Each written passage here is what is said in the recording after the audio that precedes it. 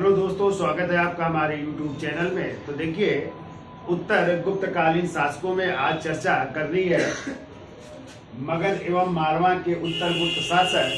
ये जो शासक थे तो इनका जो है पहले मूल निवास स्थान था मगध, और बाद में इन्होंने जो है कि मारवाड़ में अपनी सत्ता स्थापित की थी। तो इस वंश के जो संस्थापक थे उनका नाम था कृष्णगुप्त, या इन्हीं का दूसरा नाम कृष्ण दत्त भी मिलता है। तो इस वंश के संस्थापक थे। लेकिन यदि आ जाए इस वंश के महानतम शासक कौन हुए, तो उसमें जो है आदित्य सेन हो गए, देवगुप्त हो गए, ये महानतम शासक हुए। और कहते हैं ये उत्तर गुप्त शासकों के बारे में जानकारी हमें इनके दो अभिलेखों से मिलती है। और वो दो अभिलेख कौन कौन से, उनकी चर्चा कर लेते हैं, कहाँ से मिले हैं और किन शासकों का नाम इसमें उनकी है। ठीक है, तो देखिए पहला पॉइंट तो लिखिए, देखो यह शासक या इनका मूल निवास स्थान है। देखो मूल निवास था मगध। ये मगध के रहने वाले थे, मगध में सत्ता स्थापित की थी। इस वंश के संस्थापक की चर्चा की जाए तो इस वंश के संस्थापक थे कृष्णगुप्त, या कृष्णदत्त भी कह सकते हैं, कृष्णदत्त।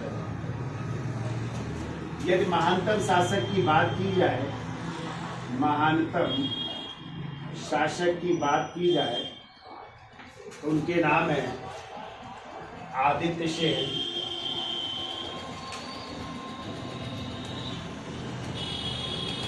और दूसरे हैं देवगुप्त।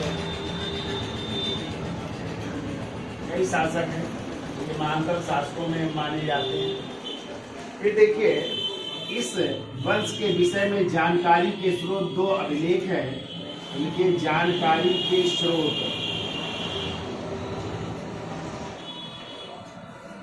पहला अभिलेख आपको लिखना है और वो है, अभिलेख का नाम है अप्सर अभिलेख है।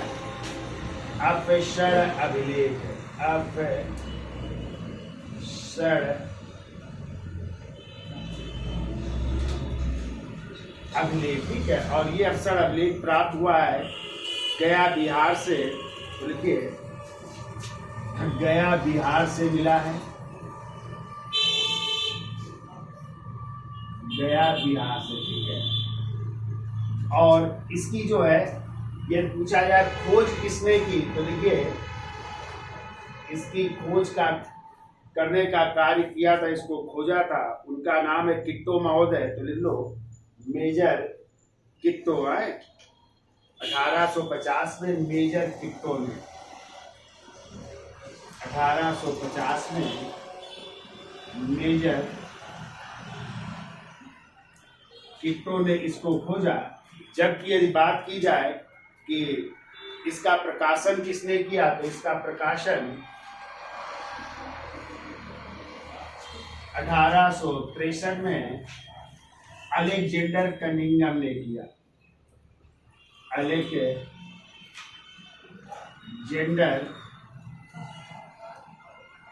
कनिंघम ने किया, ठीक है। तो इसको प्रकाश में लाने का कार्य अलेक्जेंडर कनिंघम का था, ठीक है। इसमें 8 राजाओं का उल्लेख मिलता है, यानी संस्थापक से लेकर के 8 राजाओं का नाम है इसमें, 8 राजाओं का नाम इसमें मिलता है। तो कौन कौन से वो 8 राजा हैं उनके बारे में लिख लो। तो पहले इस वंश के संस्थापक थे, तो कृष्णगुप्त का नाम है, कृष्णगुप्त है। फिर दूसरा इसमें नाम हर्षगुप्त का है, हर्षगुप्त। तीसरे शासक का नाम है जीवगुप्त प्रथम, जीवगुप्त प्रथम का नाम है। फिर चौथे शासक है कुमारगुप्त,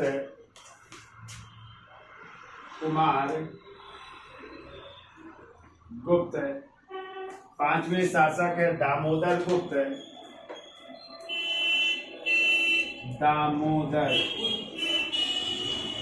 गुप्त का नाम है।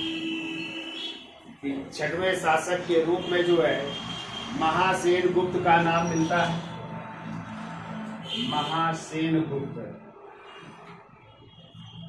महासेन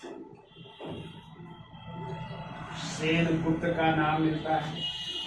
कि 7वें शासक के रूप में मिलता है नाम माधव गुप्त का,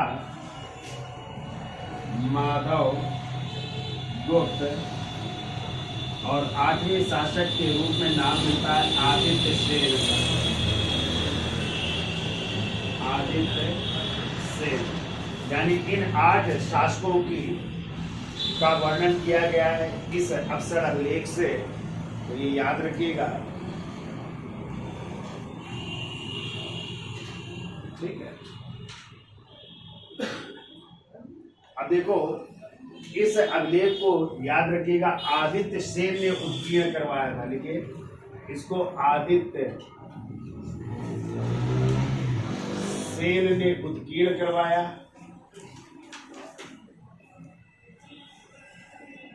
आदित्य सेन ने उत्कीर्ण करवाया और इसमें जो है कुटिल लिपि का प्रयोग किया गया है। कुटिल लिपि का प्रयोग है।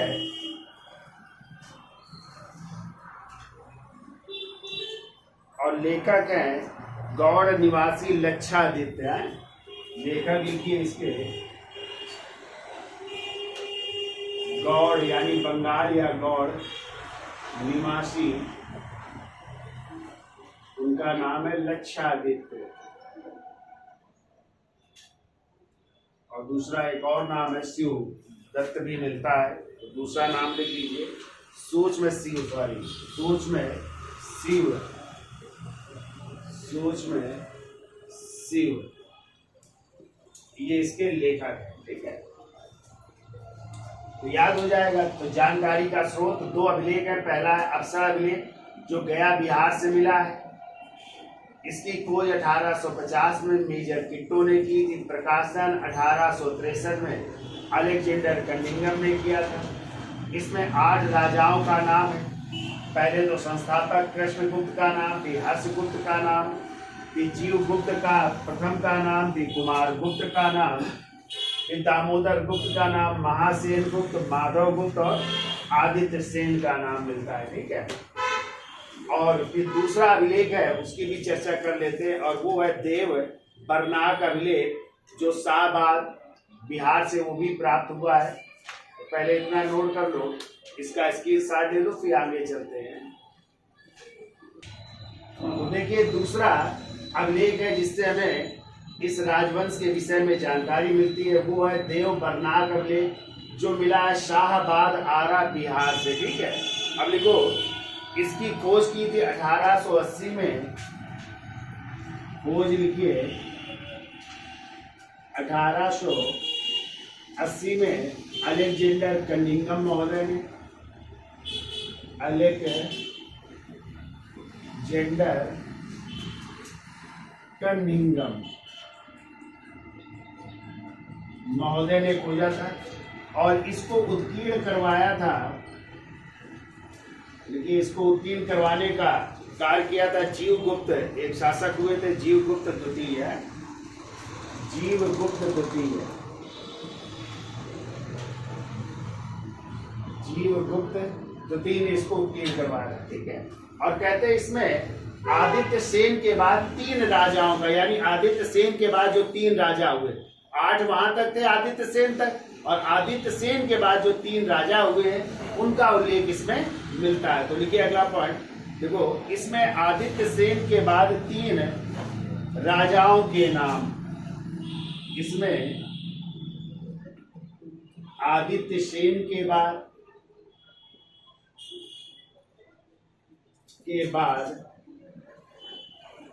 3 राजाओं के नाम, 3 राजाओं के नाम मिल रहे हैं। ठीक है, कौन से 3 राजा हैं जिनके नाम मिल रहे हैं? तो पहला नाम लिखिए, उनका नाम है देवगुप्त, फिर है विष्णुगुप्त, देवगुप्त, दूसरे हैं विष्णुगुप्त,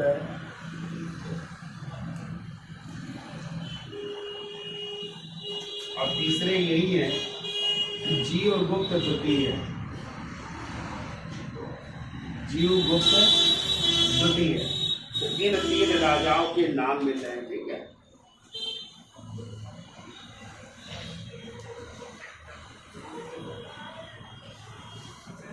क्या लिखा? देवगुप्त, विष्णुगुप्त, जीवगुप्त द्वितीय का वर्णन, ठीक है। देखो यह लेख सूर्योपासना से संबंधित है। यह लेख सूर्योपासना से, यानी सूर्य की पूजा से या सूर्य की उपासना से, सूर्योपासना से संबंधित है।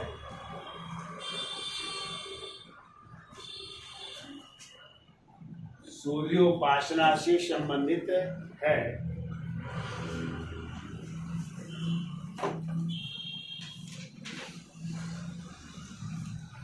देखो इसमें सूर्य के प्रति किशोर वाटक नामक ग्राम दान का उल्लेख है। सूर्य के प्रति, सूर्य के प्रति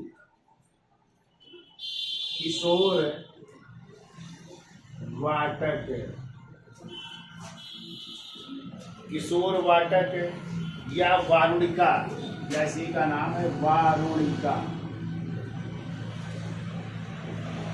किशोर वाटक या वारुणिका नामक ग्राम दान का उल्लेख है। नामक ग्राम दान का उल्लेख है। ग्राम दान का उल्लेख है और ये कार्य किया था जीवगुप्त द्वितीय द्वारा, है जीवगुप्त द्वितीय द्वारा ग्राम दान का उल्लेख है, ठीक है। और इसी में वंशावली भी मिल रही, तो लिख लो वंशावली का उल्लेख, वंशावली का उल्लेख, राजाओं का नाम है और उनकी पत्नियों के नाम है, ठीक है। तो कौन से राजा और उसकी पत्नी किसका नाम है, तो लिखिए पहला नाम लिखिए माधव गुप्त, माधव गुप्त। और माधव गुप्त की पत्नी का नाम है श्रीमती देवी, श्रीमती देवी का उल्लेख। फिर दूसरे राजा का नाम भी है, लिखो दूसरे राजा हैं देवगुप्त, देवगुप्त। और देवगुप्त की पत्नी है कमल देवी का उल्लेख भी है, कमल देवी का उल्लेख मिलता। तीसरे राजा का नाम लिखिए आदित्य सेन, और आदित्य सेन की पत्नी कोण देवी का उल्लेख है, कोण देवी का भी उल्लेख है। इसके अलावा चौथा नाम लिखिए विष्णु गुप्त, विष्णु गुप्त, और इनकी पत्नी इज्जा देवी का उल्लेख, इज्जा देवी का उल्लेख, ठीक है। तो ये भी जो है वंशावली का उल्लेख है, राजा और उनकी पत्नियों के नाम भी इसमें मिलते हैं, ठीक है। अब देखिए इस वंश के पहले शासक यानी संस्थापक की चर्चा कर लेते हैं, जो कौन थे? कृष्ण गुप्त। तो मेन राजाओं की हम चर्चा कर लेते हैं, सबकी चर्चा नहीं करेंगे, बाकी हमने क्रम से लिखा दिया। 8 राजाओं का नाम किसमें? अवसर अभिलेख से, और 3 राजाओं का नाम देवनाथ अभिलेख से। वो 3 राजा कौन कौन से? देवगुप्त, विष्णुगुप्त और जीवगुप्त द्वितीय। तो मेन शासकों की चर्चा कर लेते हैं, ठीक है। तो इसकी साथ ले लो, फिर हेडिंग डालिए कृष्ण गुप्त। तो देखिए इस वंश के संस्थापक कौन थे? कृष्ण गुप्त थे, जिनका टाइम है 510 से 525 ईस्वी। तो लिखो यह इस वंश के संस्थापक थे, इस वंश के संस्थापक थे, संस्थापक थे। देखो अवसर अभिलेख में इन्हें अवसर अभिलेख, अभी हमने आपको लिखा है ना, अवसर अभिलेख कहाँ था? गया, बिहार में था ना, तो देखो अवसर अभिलेख में इन्हें असंख्य शत्रुओं का विजेता क्या कहा गया है? असंख्य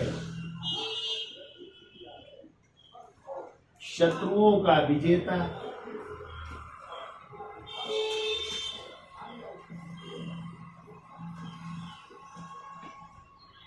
असंख्य शत्रुओं का विजेता कहा गया। और दूसरा एक और पॉइंट है वो लिख लीजिए,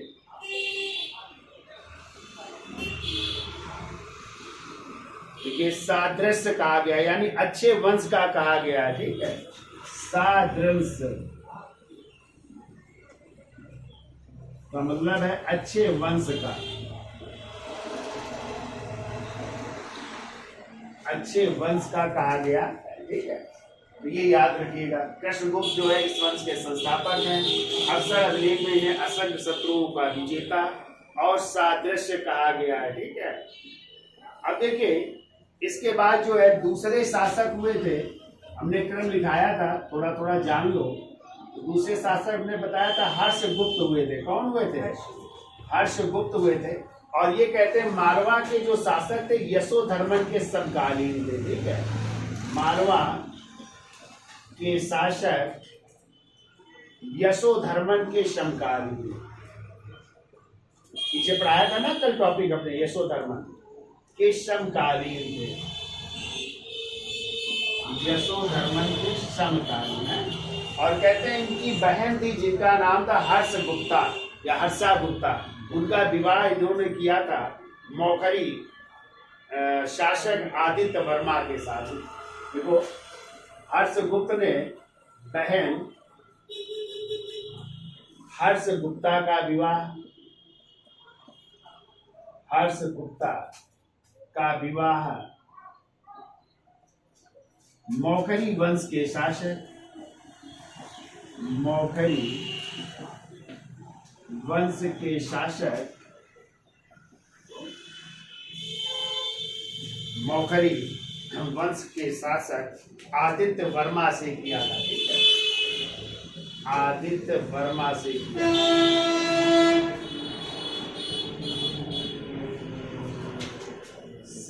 यानी मौखरियों से किया था, संबंध थे।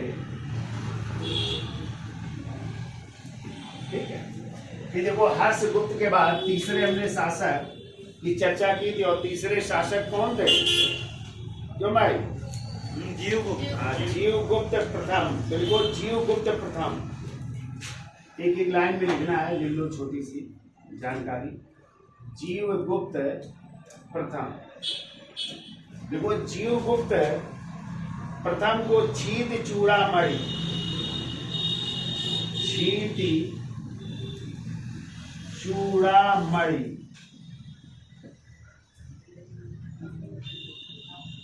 जीवगुप्त प्रथम को छीत चूड़ामणि, इसका मतलब होता है राजाओं का सिरमौर कहा गया है। ठीक है, राजाओं का सिरमौर, राजाओं का सिरमौर कहा गया है, राजाओं का सिरमौर कहा गया है।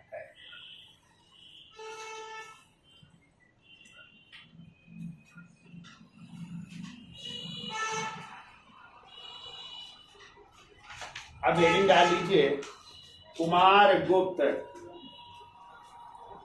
चौथे शासक लिखिए कुमार गुप्त।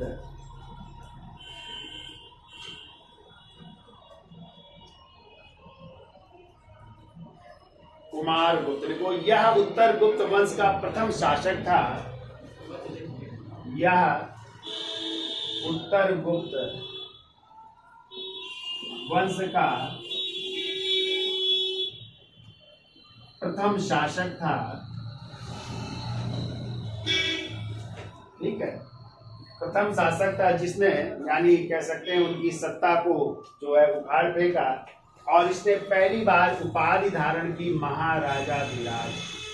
उपाधि लिखिए महाराजाधिराज।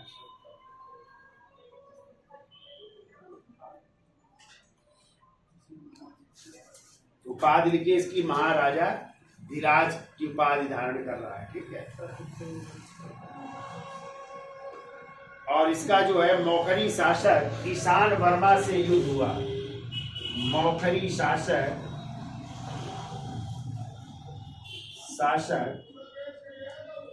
ईशान वर्मा से युद्ध हुआ।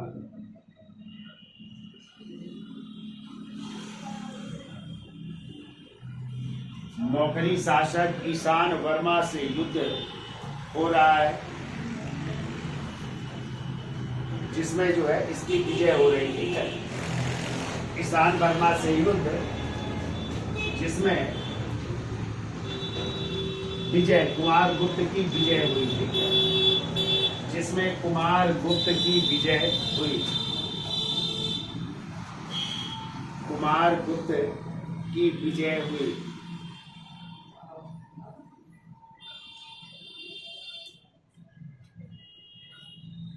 अगला पॉइंट लिखो। देखो, इसने परमार्थ नामक बौद्ध भिक्षु को, इसने परमार्थ नामक बौद्ध भिक्षु को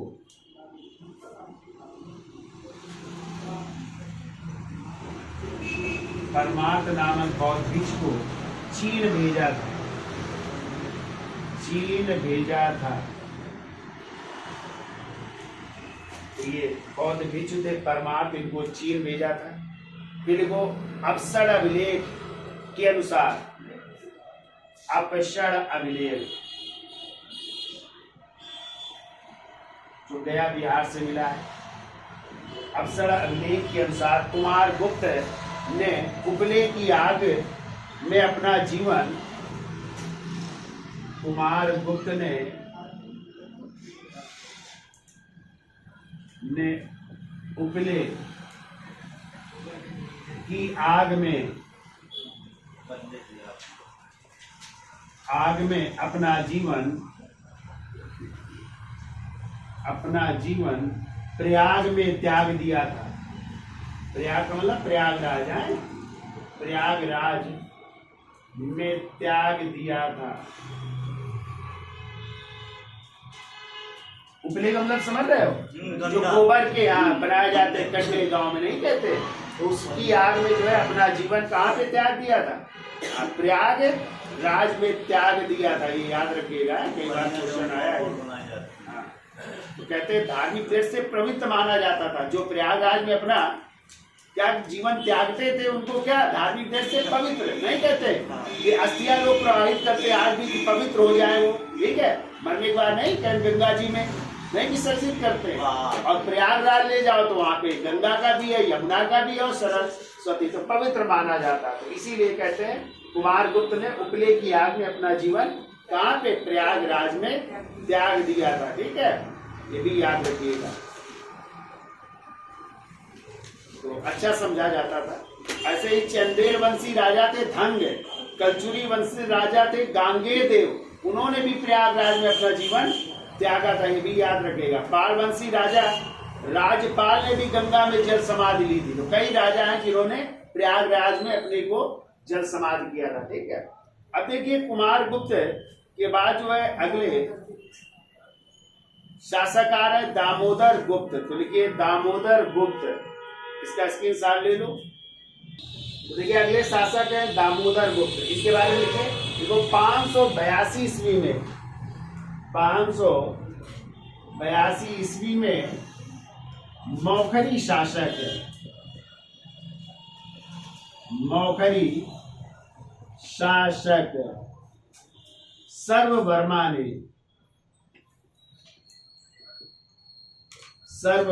ने युद्ध स्थल में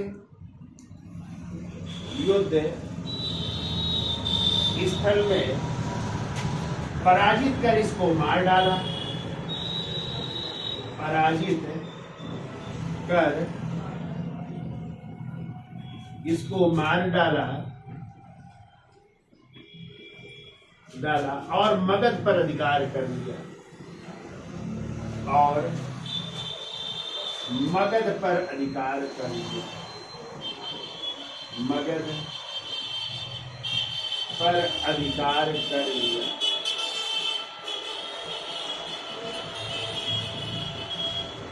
ठीक है, तो क्वेश्चन आता है कौन सा उत्तर गुप्त शासक है जो कि जो है युद्ध स्थल में मारा गया था। ठीक है, तो आंसर क्या हो जाएगा? दामोदर गुप्त हो जाएंगे। ठीक है, जिन जो कि युद्ध स्थल में किससे पराजित हुए थे? मौखरी शासक सर्ववर्मा से पराजित हो गए थे, और सर्ववर्मा ने भी कहाँ पे अधिकार कर लिया था? मगध पर अधिकार कर लिया था। ठीक है, इस कारण जो है जो अन्य भी शासक हुए उन्होंने फिर अपनी राजधानी क्या बनाई? मालवा, यानी वो भी मालवा से शासन करेंगे। तो अगला शासक है, हेडिंग डालिए, महासेन गुप्त।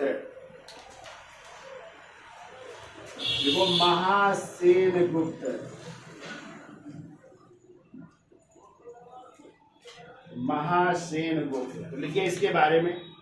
देखो इसने मालवा क्षेत्र से शासन किया, इसने मालवा क्षेत्र से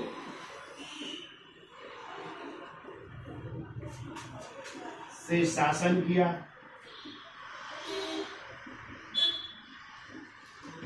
इसने मालवा क्षेत्र से शासन किया और कामरूप या असम के शासक, और कामरूप, तो कामरूप किसका नाम था? असम का है। तो कामरूप या असम के शासक सुशिस्त वर्मन, इनका नाम था, लिख लो, सुस्थित वर्मन है, सुस्थित वर्मन को पराजित किया। सुस्थित वर्मन को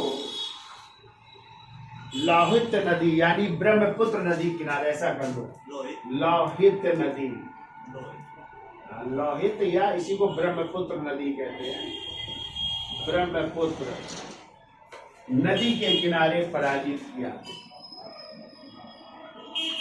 नदी के किनारे पराजित किया।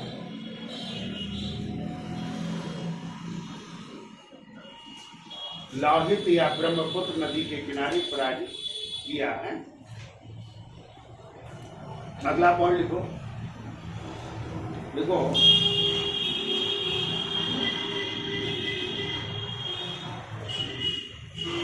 हर्षवर्धन के मधुबन, हर्षवर्धन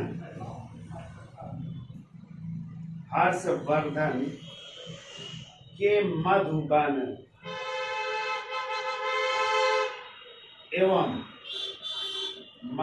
एवं सोनपत, मधुबन एवं सोनपत अभिलेख से ज्ञात होता है कि सोनपत अभिलेख से ज्ञात होता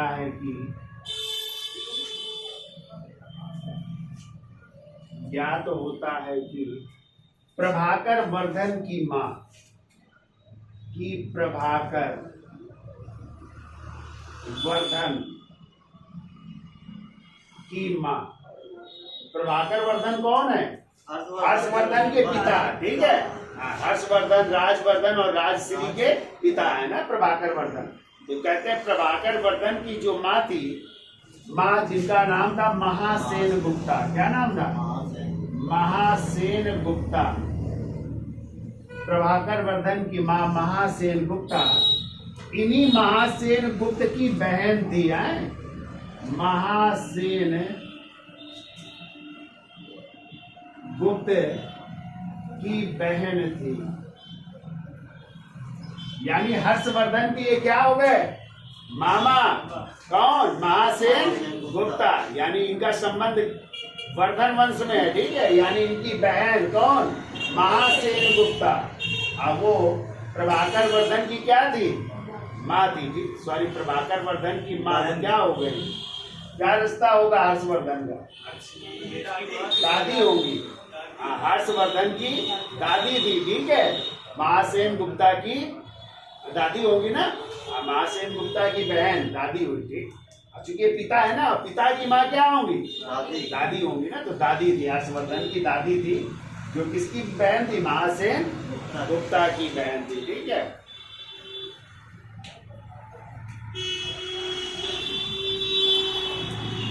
अगला पॉइंट लिखिए, देखो महासेन गुप्त का अगला शासक लिखिए देवगुप्त। देखो देवगुप्त,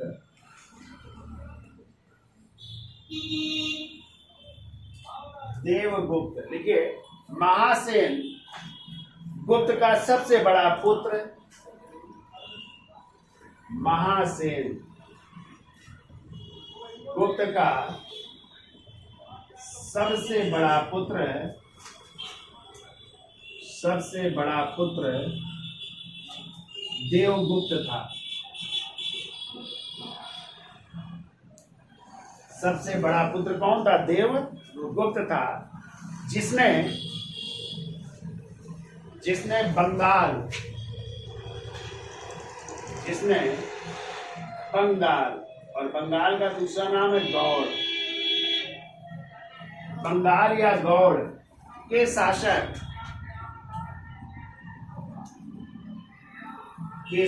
शशांक से मित्रता करके, शशांक से मित्रता करके कन्नौज के मौखरी शासक, कन्नौज के मौखरी शासक, और कन्नौज के मौखरी शासक थे गृहवर्मा। कौन थे? जो हर्षवर्धन के बहनोई थे ना, तो कन्नौज के मौखरी शासक गृहवर्मा की हत्या करके उनकी पत्नी राजश्री, या हर्षवर्धन की बहन भी कह सकते हैं, राजश्री को बंदी बना लिया या बंदी गृह में डाल दिया, बंदी गृह में डाल दिया। ठीक है, तो यही थे मालवा के शासक कौन? देवगुप्त, जिसने इसकी बंगाल के शासक शशांक से मित्रता की और कन्नौज के मौखरी शासक गृहवर्मा की क्या करके हत्या करके उनकी पत्नी, क्या नाम था पत्नी का? राजश्री को जो है बंदी बना लिया था। ठीक है, तो ये वही थे शासक, याद हो जाएगा, तो बंदी बना लिया। ठीक है, और इसी समय जो है शशांक ने धोखे से हर्षवर्धन के बड़े भाई राजवर्धन की भी हत्या करवा दी। तो आगे हम चर्चा करेंगे जब वर्धन वंश की चर्चा करेंगे। तो कहते हैं इस देवगुप्त के भय के कारण इसके दो छोटे भाई जो है डर के मारे फिर चले गए हर्षवर्धन के दरबार में चले गए। फिर हर्षवर्धन ने उनको फिर मगध की गद्दी पर बैठाने का कार्य किया था। तो लिख लो, देखो देवगुप्त के भय के कारण ही, देवगुप्त के भय के कारण ही, देवगुप्त के भय के कारण ही इसके दो छोटे भाई, इसके दो छोटे भाई, एक लिखो माधव गुप्त और दूसरा लिखो कुमार गुप्त। माधव गुप्त और दूसरे हैं कुमार गुप्त।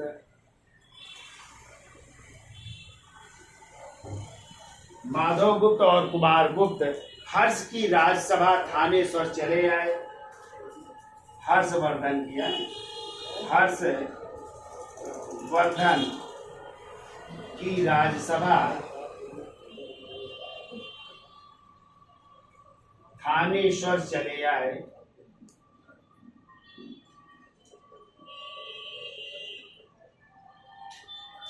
थानेश्वर चले आए और हर्ष ने माधव गुप्त को मगध का शासक बनाया।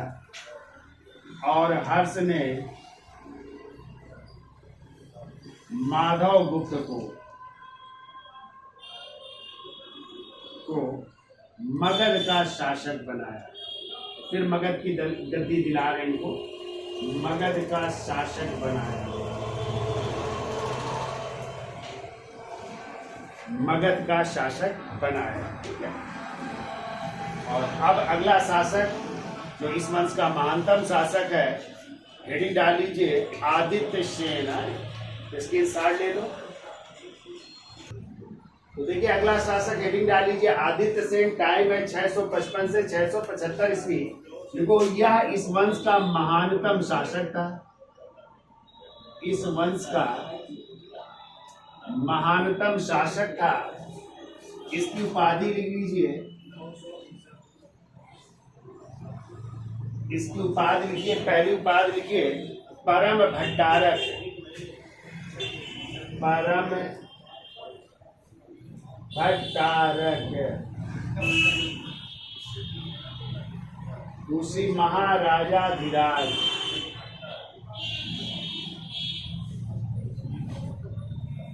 परम भट्टारक महाराजाधिराज। और तीसरी लिख लो परम भागवत। परम भागवत।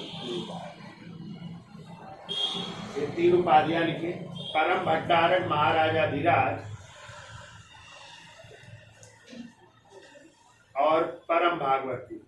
देखो यह माधव गुप्त की मृत्यु के बाद, यह माधव गुप्त की मृत्यु के बाद, मगध का शासक बना। क्योंकि मगध के शासक कौन हुए थे? माधव गुप्त ना, जिसे हर्षवर्धन ने बैठाया था। ये मृत्यु के बाद मगध का शासक बना। माधव गुप्त की मृत्यु के बाद मगध का शासक बना और उत्तर गुप्त वंश का सबसे प्रतापी शासक था। और उत्तर गुप्त वंश का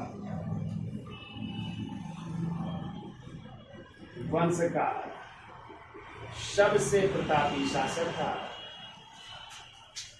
सबसे प्रतापी शासक। तो इसने 3 अश्वमेध यज्ञ, इसने 3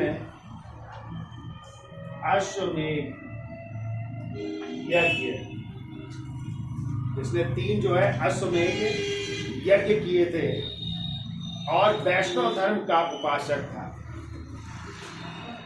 3 अश्वमेध यज्ञ किए और वैष्णव धर्म का उपासक था। वैष्णव धर्म का उपासक और वैष्णव धर्म का उपासक था। अगला पॉइंट लिखो।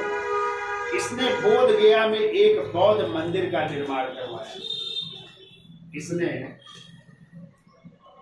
बोध गया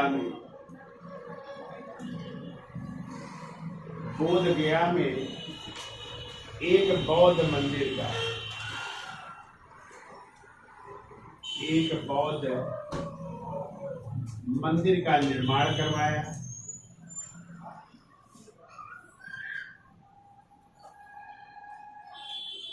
एक बौद्ध मंदिर का निर्माण करवाया। ठीक है। देखो इसके समय चीनी राजदूत, इसके समय चीनी राजदूत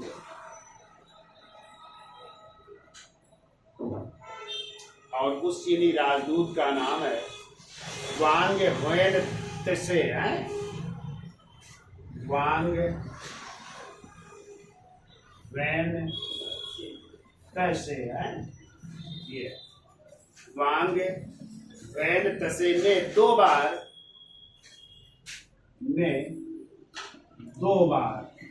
इसके समय 2 बार, वैसे तो इन्होंने 3 बार यात्रा की है। ठीक है। लेकिन 2 बार किसके समय की है? आदित्य सेन के समय। कब से कब तक? तो लिख लो 655 से 675 के बीच है। 655 से 675 के बीच यात्रा की। 2 बार यात्रा की इनके समय है। वैसे तो इन्होंने 3 बार यात्रा की है, ये याद रखिए। फिर को जिसका उल्लेख, और इसका उल्लेख किसने किया? तो जिसका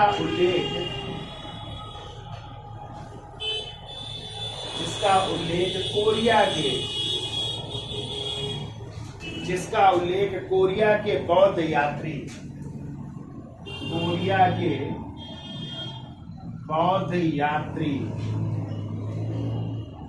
और उन बौद्ध यात्री का नाम है हुई लुन। हुई लुन ने किया है, हुई लुन ने किया है, यानी इसका उल्लेख किया हुई लुन ने की जो है चीनी राजदूत वांग वेइसे ने इनके समय 2 बार यात्रा की है। ठीक है, तो ये उल्लेख किया है। ठीक है, अब देखिए इस वंश का अंतिम शासक लिख लो, इस वंश का अंतिम शासक, और अंतिम शासक थे जीवगुप्त द्वितीय, जीवगुप्त द्वितीय थे। ठीक है, अंतिम शासक जीवगुप्त द्वितीय थे, और जीवगुप्त द्वितीय का ही अभिलेख है, इन्हीं का अभिलेख है। पीछे हमने चर्चा की थी, दूसरा अभिलेख कौन सा था? क्यों भाई? देव बर्नाक अभिलेख है, अभिलेख देव बर्नाक अभिलेख। तो कहां पे? शाहबाग, आरा बिहार में है।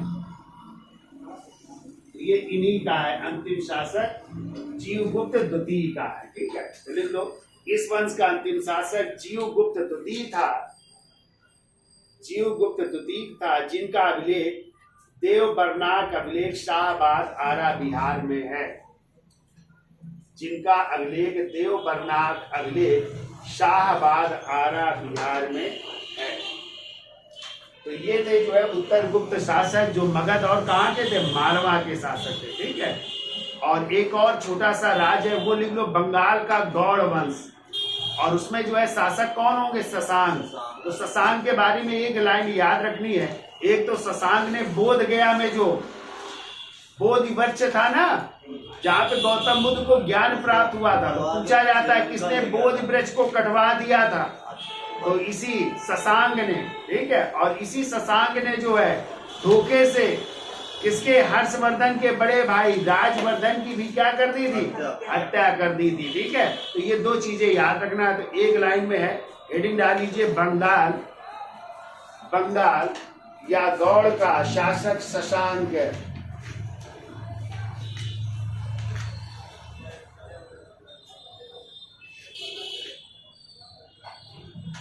बंगाल या गौड़ का शासक शशांक, या बंगाल का गौड़ वंश लिख लो, या बंगाल या गौड़ का शासक शशांक है, इसको मिला दें।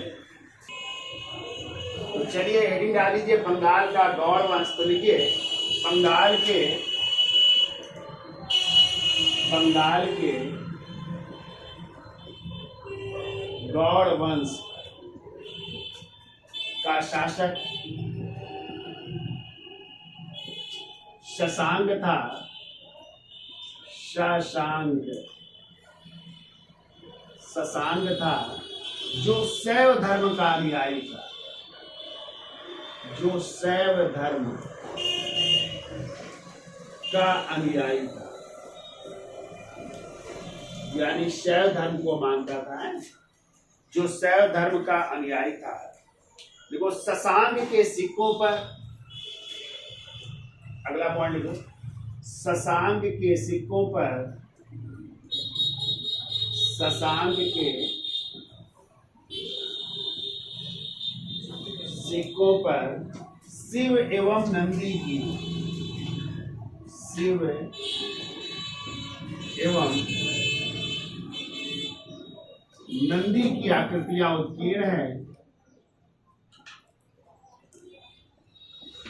आकृतियां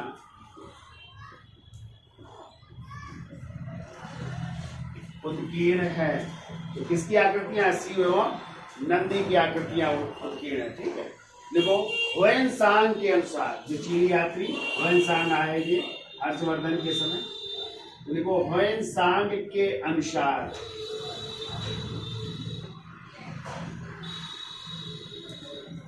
ह्वेनसांग के अनुसार शशांक ने बोध गया के, शशांक ने बोध गया के, बोध गया के बोधि वृक्ष, बोध गया के बोधि वृक्ष को कटवाकर गंगा नदी में फिटवा दिया। बोधि वृक्ष को कटवाकर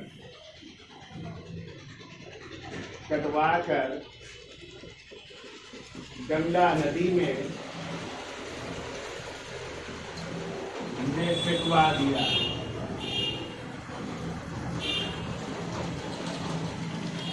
ठीक है, इसने जो है बोध गया का बोध वृक्ष कटवा दिया था, लेकिन अब है कहां से आ गया?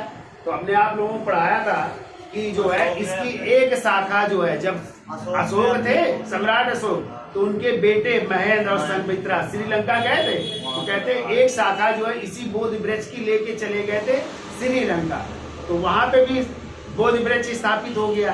तो उसी से फिर शाखा लाई गई और ला करके फिर जो है बोध गया में लगवाया गया। तो अब कई शाखाएं जो है फिर लगा और लग करके अब कई शाखाएं वहां पे लगती रहती हैं, तो इसलिए अभी भी बोध वृक्ष है।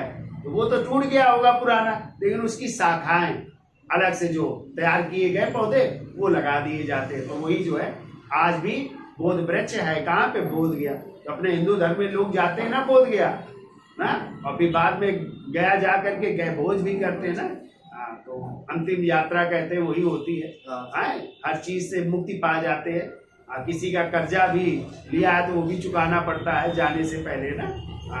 वो होता है।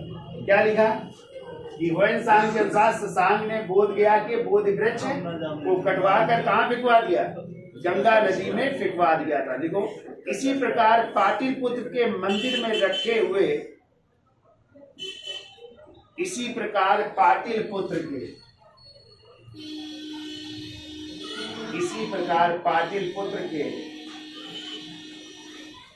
पाटलिपुत्र के मंदिर में रखे हुए, पाटलिपुत्र के मंदिर में रखे हुए, पाटलिपुत्र के मंदिर में रखे हुए एक पाषाण स्तंभ का, एक पाषाण स्तंभ,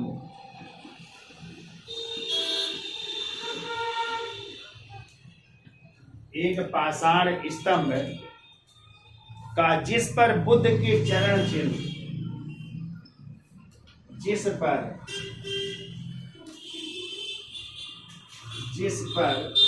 बुद्ध यानी गौतम बुद्ध के हैं, बुद्ध के चरण चिन्ह,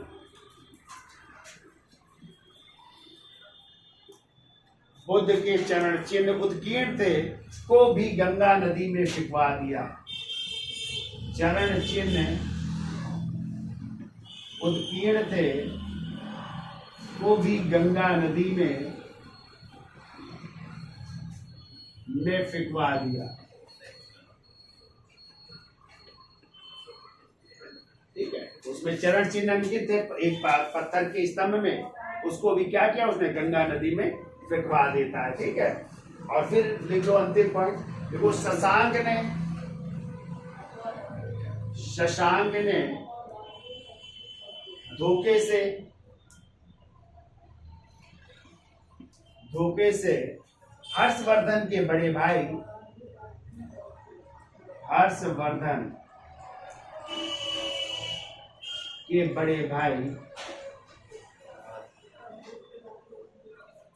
राजवर्धन की हत्या करवा दी।